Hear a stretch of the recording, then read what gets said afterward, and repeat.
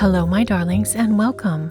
In this video, I make a set of beeswax cling wraps. They're an eco-friendly option to reduce the use of plastic cling wrap and baggies.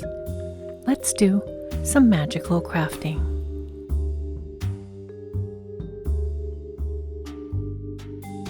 One of my annual goals this year is to live in a more eco-friendly fashion with a focus on reducing my use of plastics.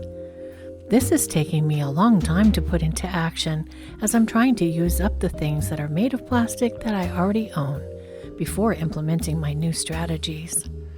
It takes a surprisingly long time for me to use up a roll of cling wrap or a whole box of Ziploc bags. But I finally ran out of cling wrap, so it's time to try my hand at making beeswax clings. I will link all of the materials I use for this project below, and if you enjoy my crafty and DIY content, kindly leave a like on this video. I've chosen to use plain cotton muslin because it's what I have on hand. You can use any cotton fabric that you have.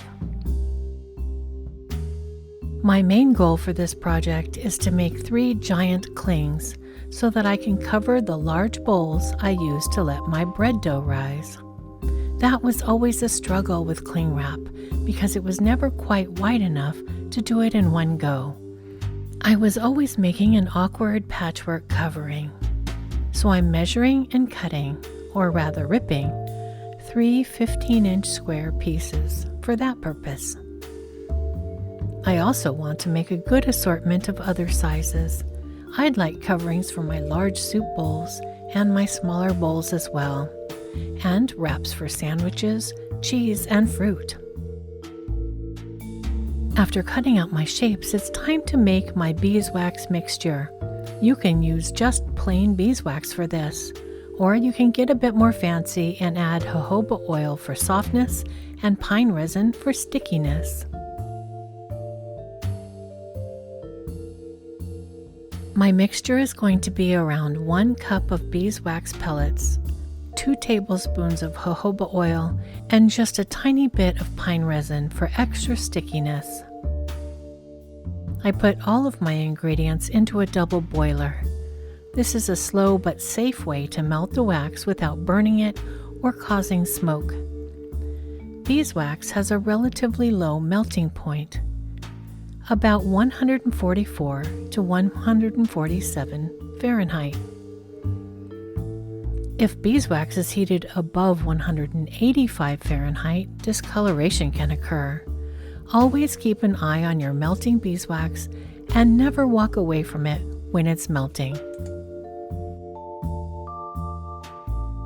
After doing this project a couple of times, I realized that the pine resin is much more difficult to melt than the beeswax, so I recommend breaking up large pieces before trying to melt them, or just leave out the pine resin completely.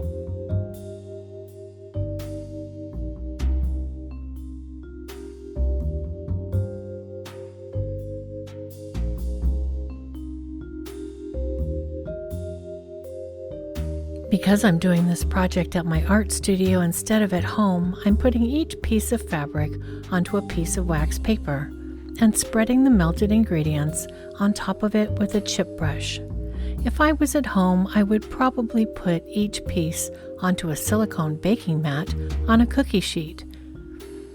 I found that each cup of wax makes about 4 large clings. For this project, only use a brush you're willing to only ever use for beeswax, as it's impossible to clean out. You may wish to keep the brush for freshening up your beeswax wraps when they start to run out of cling. These clings should stay good for up to 2 years, and if they ever start to get less clingy, you can always reapply the wax mixture to freshen them up. Some sources I read suggested refreshing them every 6 months, but I imagine it will depend on how much you use them. How do you wash beeswax clings? I learned that you can hand wash them just like you would a plate or a bowl, except with lukewarm water instead of hot water. Then hang them to dry. Never put them in the washer or dryer. Wax would flake off and melt into everything. It would be a horrible mess. Once you've brushed wax onto a few pieces of fabric, the beeswax will start to cool and harden. It's important to remelt it before continuing. Don't try to work with chunky, cooling wax. You'll notice that if you're spreading the cooling wax onto the fabric, it may not soak through both sides of the cling, and that's where the silicone mat and cookie sheet would come in handy.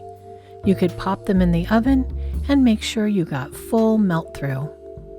In my case, I popped my sheets into the microwave for 1 minute, and then I used the wax paper to squish the fabric around to get full melt through and coverage. It worked well, but it was messier than the cookie sheet method.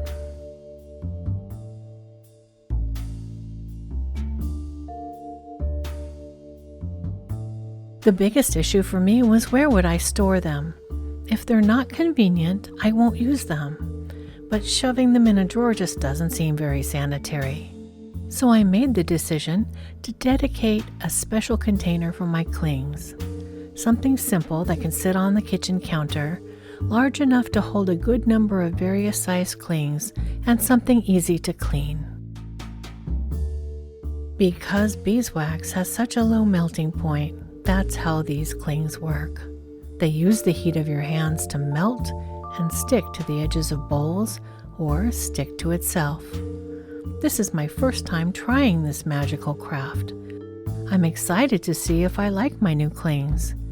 It's important to me to honor the earth and to protect it. If I can get years of use out of these clings, it will be worth the cost of the materials and the time spent crafting. However, if you would like to use beeswax wraps but don't want to craft them yourself, there are several pre-made versions available in stores and online, and I will link to some of those below.